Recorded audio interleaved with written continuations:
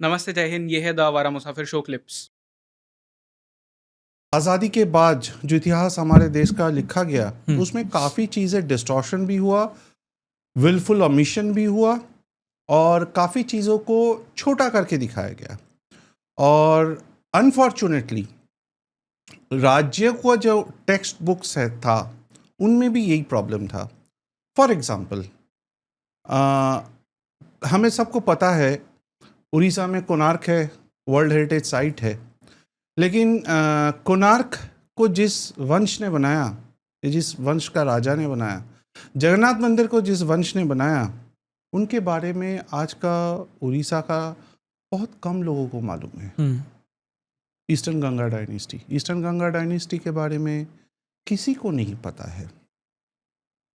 And आप इसका analysis करेंगे पैन इंडिया, आपको एक चीज़ बड़ा क्लियर हो जाएगा that all these dynasties जिनको निकाल दिया गया है are all हिंदू डायनेस्टीज। कोई बहामनी किंगडम का अमीशन नहीं हुआ, आदिल शाही का कोई अमीशन नहीं हुआ, इवन आउथ का कोई अमीशन नहीं हुआ। आउथ का रिच हिस्ट्री, कलिनरी हेरिटेज भी आज डिस्कस होता है। कन्नौज का परफ्यूम्स भी डिस्कस होता है। लेकिन कन्नौज का जो इतिहास हर्षवर्धन के टाइम से है, पुष्यवती डायनेस्टी का है, वो डिस्कस नहीं होता। हम लोग हिंदू शाही का, नॉर्थ वेस्ट फ्रंटियर में हिंदू शाही डायनेस्टीज का हम डिस्कस नहीं करते। हम ये डिस्कस नहीं करते कि हिंदू राजाएं 15वीं शताब्दी तक कॉन्फेडरेसी में लड़े थे मुसलमानों के खिलाफ।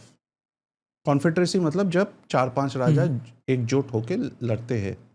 इनफैक्ट आप अगर मराठा सरदारों को देखेंगे, मेवाड़ के सरदारों के देखेंगे, उनमें भी ये कॉन्फेडरेसी पोर्शन कंसेप्ट में ही लड़े थे ये लोग।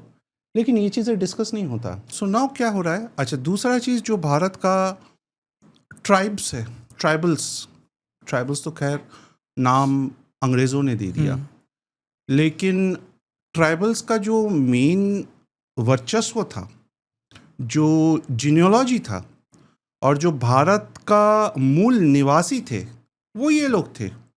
और सारा डेवलपमेंट यहीं से शुरू होता है। सारा जो एंथ्रोपोलॉजिकल डॉक्यूमेंटेशन यहीं से शुरू होता है। फॉर एग्जांपल मैं बंगाल का ही बात करता हूँ। बंगाल का ओरिजिनल इनहैबिटेंट्स कौन थे? किरात और निषाद। ओके। लेकिन इनके बारे में हम डिस्कस नहीं करते। आप अगर देखेंगे, जब archaeological survey of India establish हुआ, अलेक्जेंडर कनिंघम जगह जगह जाके खुदाई चालू की अपने टीम्स को लेके, इंस्क्रिप्शंस को डेसिफर कर रहे थे कोल साहब, तो इन्होंने गड़बड़ कर दिया। गड़बड़ इन्होंने क्या किया कि जो हमारे संस्कृत टर्म है, there is a Sanskrit term called Sabar. Sabar is actually, इसके साथ सारे जनजाति भी नहीं बोलूँगा, मैं बोलूँगा आरण्यक या वनवासी, क्योंकि ये सारे वनवासी थे। ये सारे वनवासिया जुड़े हुए हैं। It is a broad term, but उन्होंने क्या किया? सबर को बना दिया एक पर्टिकुलर सेवरा के साथ, सेवरा ट्राइब्स के साथ। बाकियों को सब कर दिया tribal tribal tribal tribal tribal.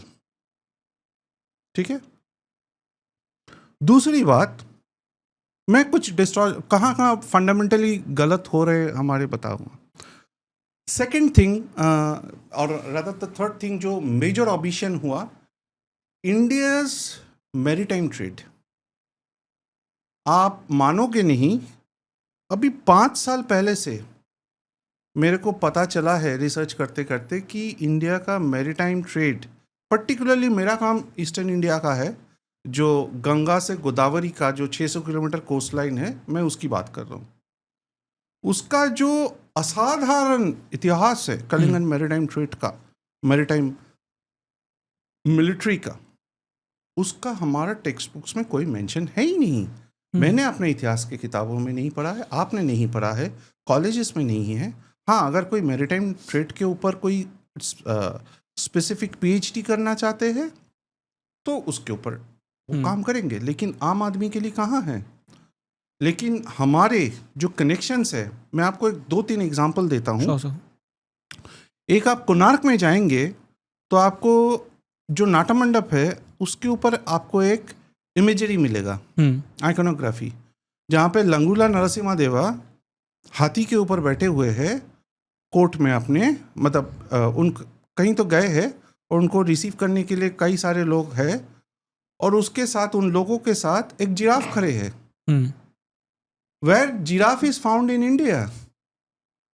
That means that giraffe was presented to him by traders of African nations. क्योंकि हमारे पास established links था अफ्रीकन पोर्ट्स के साथ, सुमेरियन पोर्ट्स के साथ, इजिप्शियन पोर्ट्स के साथ, लैटिन अमेरिकन पोर्ट्स के साथ। और ये जो 600 किलोमीटर कोस्ट लाइन मैंने बताया, इसमें आपका 2 नेचुरल हार्बर्स थे, जिसमें एक था चिल्का, आज का चिल्का लेक जहाँ पे है, और दूसरा था तमलुक या ताम्रलिप्ता। और ये ताम्रलिप्ता जो है, इसका तो न जाने इतिहास जो है पुराणों में, महाभारतों में लिखा हुआ है। अंग वंगा कलिंगा तो सबको मालूम है। तो महाभारत में भी इनका युद्ध का, द्रौपदी का स्वयंवर में इनका पार्टिसिपेशन का, इन सबका डॉक्यूमेंटेड है। और ये ताम्रलिप्त जो थे, ताम्रलिप्त जो था, ये हमारा जो एक नेचुरल हार्बर था, it was also ship building industry at that point of time. Okay. This entire coastline, including the inland waterways of Bengal and Orissa, they were all shipbuilding industry hubs. जिसका अभी भी छोटा passenger boat के हिसाब से हमें देखने को मिलता है। इनफैक्ट इंटरेस्टिंगली जगन्नाथपुरी में एक फेस्टिवल होता है चंदन यात्रा। उसमें जो बोट्स यूज होता है नरेंद्र सरोवर में ठाकुर जी का घूमने के लिए, those are the boats from the Kalinga and maritime era. उसको छापा बोलते हैं, छापा बोट्स। So ये उस टाइम की जो बनी हुई बोट्स है उनका, उस टाइम की नहीं, the model is from that Yes. time. The engineering, the legacy has survived. Okay, wow. Yeah. You see, एक रिलीजियस फेस्टिवल है, उसके साथ मैरिटाइम ट्रेड का कैसे जुड़ाव है। Look at the legacy which is continuing, the heritage that is continuing. वैसे ही ताम्रलिप्त जो था, ये जो हम उत्तरापथ की बात सुनते हैं, जो तक्षशिला से ताम्रलिप्त आते हैं, है ना, ये था उसका मेन कवरेज। कई बार हमें कई दफ़ा ये भी देखने को मिलता है तक्षशिला के बियॉन्ड भी जाता है, पर्शिया तक, अर्स्टवाइल पर्शिया, ईरान। तो ये जो मेन राउट था, इसका कल्मिनेशन होता था उत्तरापथ में, जितने भी ट्रेडिंग होता था, इसका कल्मिनेशन होता था ताम्रलिप्त में। ओके। और उस टाइम ना कि आपका रास्ते से, बल्कि इनलैंड वाटरवेज से भी होता था, और ज़्यादा होता था इनलैंड वाटरवेज में, because travel time was lesser. तो यहाँ पे आके सारे जो मर्केंडाइज होता था ताम्रलिप्त में या चिल्का में, लोडिंग होता था बड़े बड़े वेसल्स में। और मर्केंडाइज में क्या होता था, हाथी भी होता था, आइवरी होता था, स्पाइसेस होता था, सिल्क होता था, डायमंड्स होते थे। Sambalpur was a diamond mine, उसका हम बात नहीं करते। First class A category diamonds, जो Roman empires, Egyptian kings, they were all buying all this luxury items. Right. तभी तो जाके हमारे जो वर्चस्व है, इतना वेल्थ यहाँ पे इस सेक्टर में इकट्ठा हो गया। आप सोचिए, मुर्शिद कुली खान का ज़माना था, जिसके नाम पे मुर्शिदाबाद है। मुर्शिद कुली खान एक सूबा बांग्ला का गवर्नर थे, ठीक है ना, औरंगज़ेब के अंडर। और तब तक थे जब तक फर्रुखसियार था। औरंगज़ेब से मुग़ल बादशाह फर्रुखसियार तक इस पूरा उनका जो कैंपेन है, इंटरेस्टिंगली अभी छावा मूवी आया था कुछ एक पिछले साल, छावा में द डेक्कन कैंपेन दिखाया गया है। अब डेक्कन कैंपेन देखेंगे, बल्कि बंगाल नहीं, वहाँ तो महारानी ताराबाई का भी डिस्कशन नहीं होता है। करेक्ट। आपका छत्रपति संभाजी महाराज का निधन के बाद राजाराम आए।